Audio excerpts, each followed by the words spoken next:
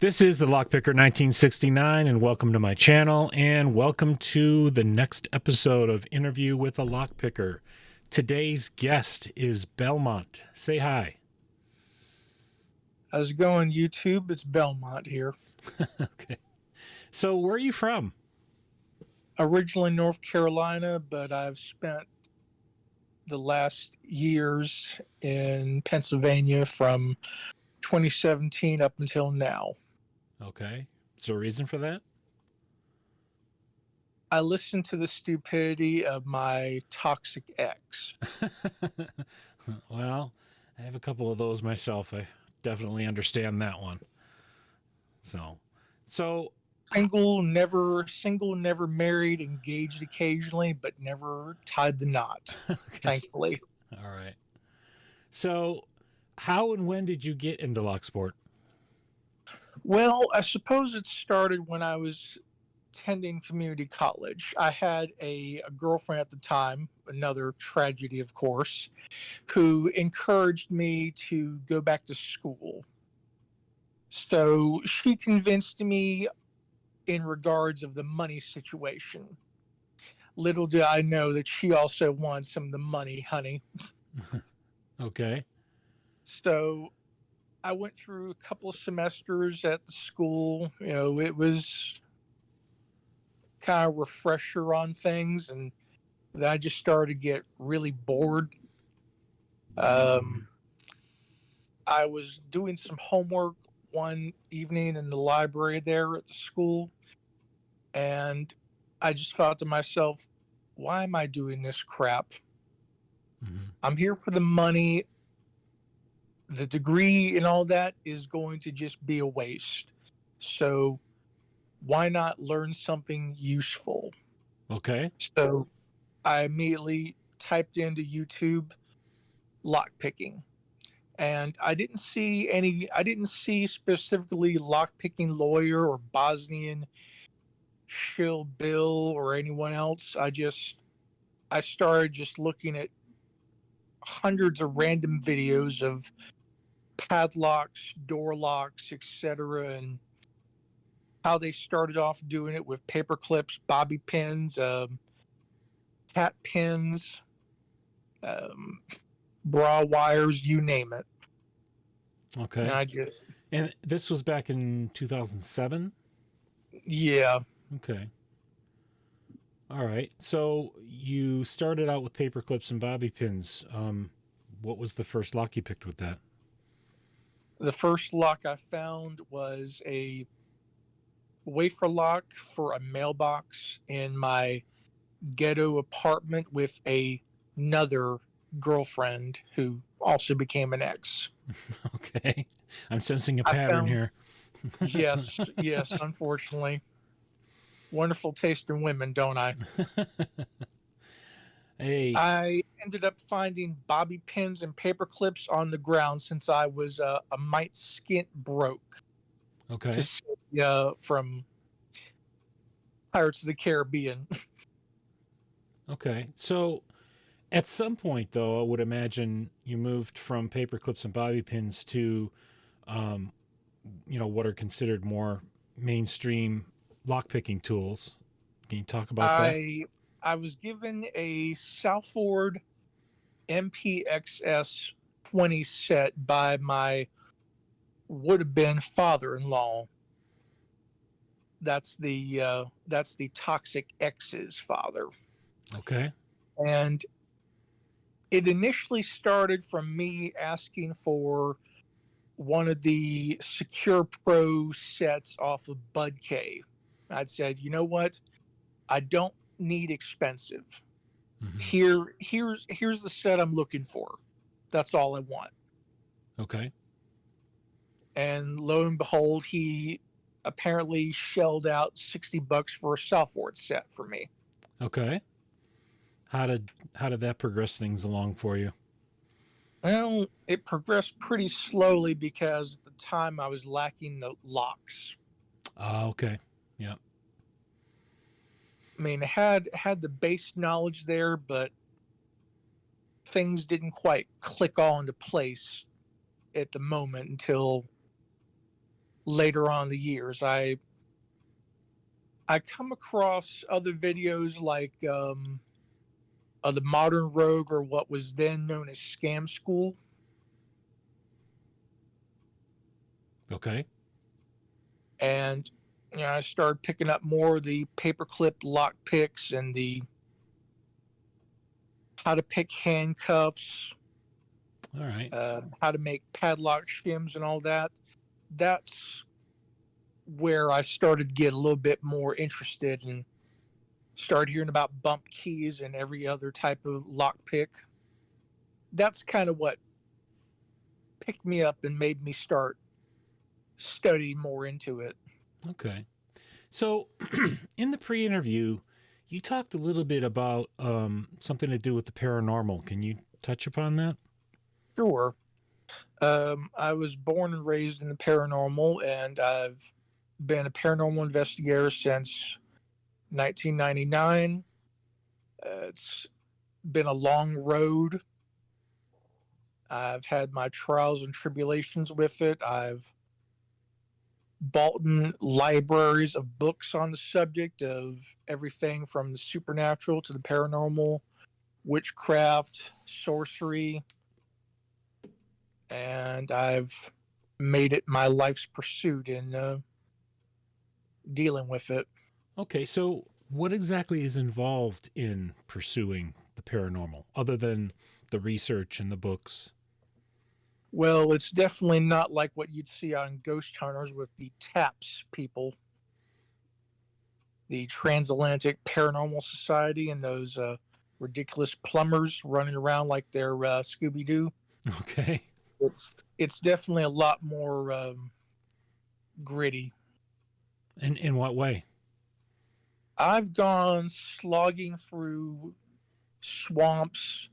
I've been hip deep in muck. I've seen orbs. I've seen ghosts. I've seen spirits. I've seen every other range of the paranormal and supernatural that I care to even imagine. And I still get PTSD from it. Okay. What was the worst experience you ever had? Hmm. A woman who decided that my veins and my blood looked very tasty to her. Okay. That was probably a terrifying experience, I would imagine. A little bit, but I offered her my wooden stake dildo as compensation. She declined. Okay. So, what was the funniest thing you've ever experienced in pursuing the paranormal? Finding, well, the funniest, finding other people who have made similar experiences into the paranormal, their unique perspective and abilities. Okay. Can you elaborate a little bit? Well, what do you know about psi abilities? Absolutely nothing. Um, I've encountered people who have a unique perspective on the mind, telekinesis, telepathy, uh, precognitive visions, uh, remote viewing. Mm-hmm. My first experience with that was when I was in my teens, and I remote viewed my teacher, who was science teacher, and I was talking to her on the phone, and I described in detail what she was wearing, which was apparently quite intimate, what she was eating, and then I inputted a few sexual innuendos, and apparently made my father fall off the couch when he asked me, "What did I just say?" Okay. I repeated it. I repeated what I had said, and his eyes get wide and said, "Like, I am so proud of you, son." All right. So that's So, with regard to so just out of curiosity, for the whole remote viewing thing, I'm sure you're familiar with the movie with George Clooney. I think it's called People Who Stare at Goats or something like that. oh yeah, yeah, I've watched that one. Okay, so how does that relate to what that's really all about? I mean, are they not connected at all? And the movie's just completely way off. Off. Um, I would say that's partially connected because there was reports of that kind of thing happening at Fort Bragg Pope Air Force Base. Mhm. Um, my father was a retired Army when I learned about him, so he was in the service 22 and a half years, and he was at Bragg. He he did have some abilities, and I apparently inherited some from him, but he would never really talk about anything like that for what the military was or was trying to do. Okay. I Classified think or no, I wouldn't exactly say classified. I just think that if the military was trying to find people who are psychic or able to bend spoons like Kevin Spacey's character was, or to tap someone on the forehead and give them cancer or some crap, I don't think anyone was really going to be talking about that. okay. I did like the I did like Ewan McGregor's perspective where they're talking about, oh, it's Jedi this, Jedi that. This is the dark side. That's the dark side, and it's the Barney song. Mm-hmm. And his character, he suddenly becomes a Jedi and is able to walk through a wall or run through one. I thought that was hilarious. Okay. All right. We're gonna come back from the paranormal a little bit. Come back to All right, lock picking a little. no problem. So, what kinds of locks do you prefer to work on? So I noticed a video that you had posted this morning. Um, Yep. you have a lot of Lockwoods, but what would you say are your favorite locks, if not Lockwoods, to work on? I'm really comfortable with quick sets and master lock and other pin tumbler locks. Like, I don't have a list in front of me, like my TikTok papers for potential content, but I've got faultless. I've got more master locks. I've got a gun trigger lock. Mm-hmm. Okay. I just get a lot of enjoyment out of the majority of the locks I have. Do you ever get into challenge locks? I have not yet, but I'm hoping that I can get a few from Jeff and Things and Lady Locks since I've put in the effort to communicate with them about them. Okay. Well, hopefully they'll hear this and get that set up for you. So I wanted to ask you about your YouTube channel. You have quite a few subscribers, and I would imagine, from what you explained, that you started it in 2018. Can you talk a bit about kind of why you started your channel and where you've taken it and what you intend on doing with it? I initially started my channel to do away with misinformation that was put out by other channels, the older ones like Helpful Lock Picker, Bosnian Bill, and other sources like that. Who, when specifically it was Helpful Lock Picker, would be corrected on information that he had put out on his channel. And in the comments, he was corrected by several people. He never once gave those people credit Mm, for setting him straight. And gotcha. when I went to go set him straight, I immediately get blocked. So Wow. I become apparently this nuisance, or the most hated person in locksport tag that got spread around. Mm, okay.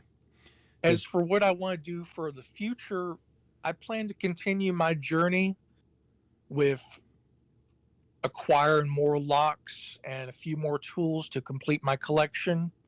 Like I've got I've got a good amount of tools at this point. I'm just looking for a few more that will finish it off so I can pretty much do what I want to with them and help various people if they need my knowledge, assistance, etc. Like I helped out my local community 2 years ago. It was an independent, well, not was, is an independent business known as the Game Master's Realm in Ambridge, Pennsylvania. I was contacted by him in the comments on Facebook, and he put a Skyrim lock as the picture and said, I need your locksmithing abilities. okay.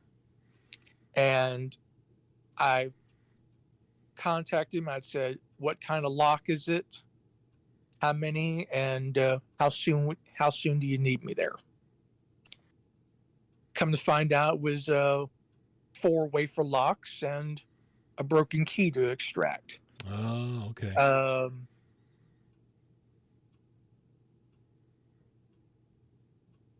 More picks like Sparrow's items, the Ranger set, Hmm. and I also picked up some broken key extractors. So it was fortuitous that this opportunity was put in my lap. Yeah, I would imagine. So, And the job only took 10 minutes.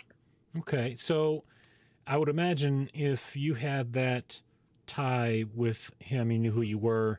So, you're into gaming and that sort of thing? Oh, most definitely. From retro to modern. So, like what? Let's see.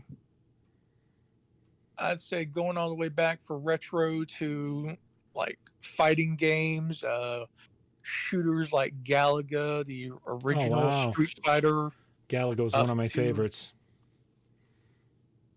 and I play most of the retro games on a Pandora's Box 20S 3D Wi Fi. And I have PS2 through 4